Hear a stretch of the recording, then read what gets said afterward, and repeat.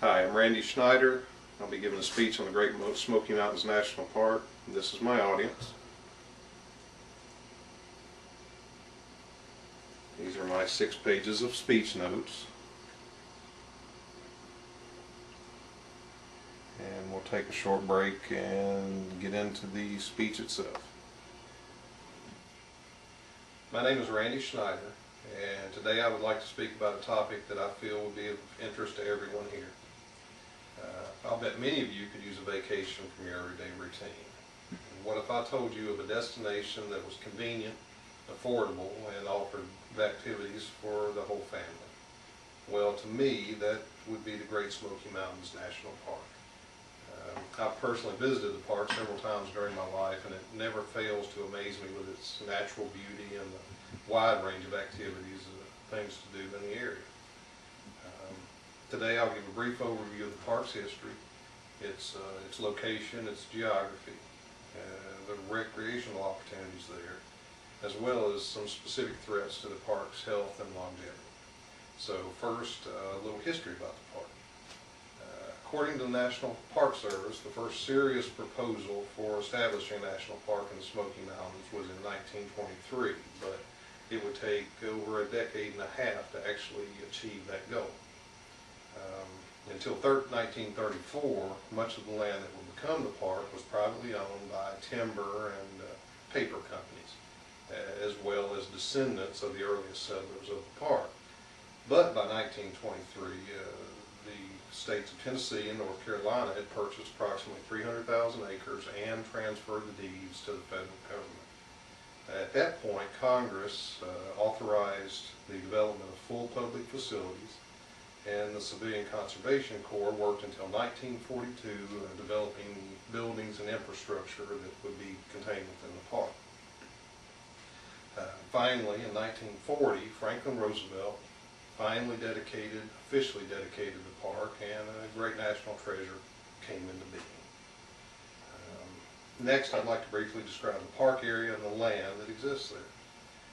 The park straddles the main ridge of the Smoky Mountains and encompasses over 500,000 acres, which is about 815 square miles.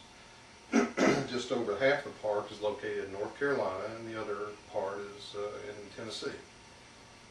The land consists of open, fertile valleys such as Cades Cove, most of which fall less than 1,000 feet above sea level, and the rest of the park ranging all the way up to peaks that are more than a mile high, with the highest one being Clingman's Dome at 6,643 feet. I'd like to now cover some of the activities available in and around the park.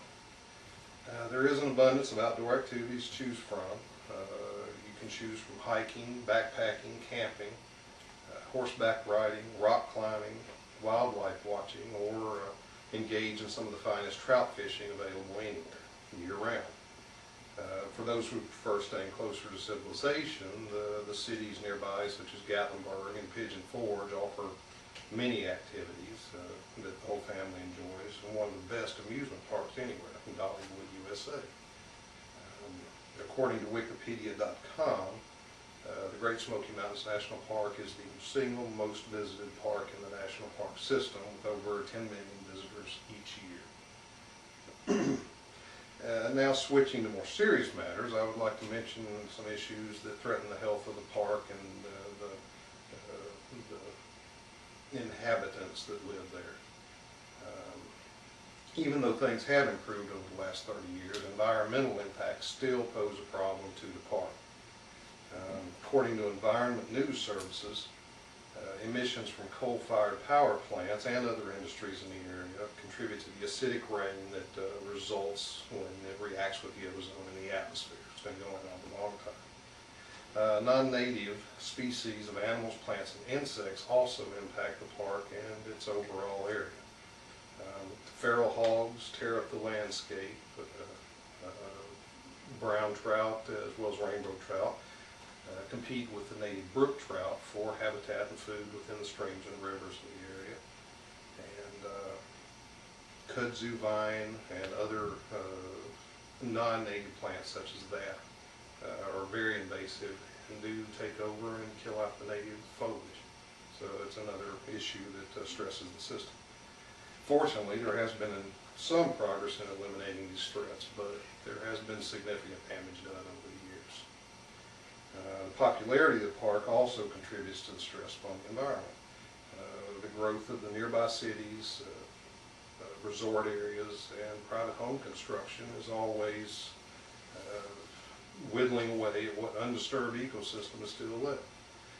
Fortunately, much attention is being placed on the preservation of the park habitat, and many safeguards are being implemented to preserve the condition of the park for future generations. It's always a positive step. So,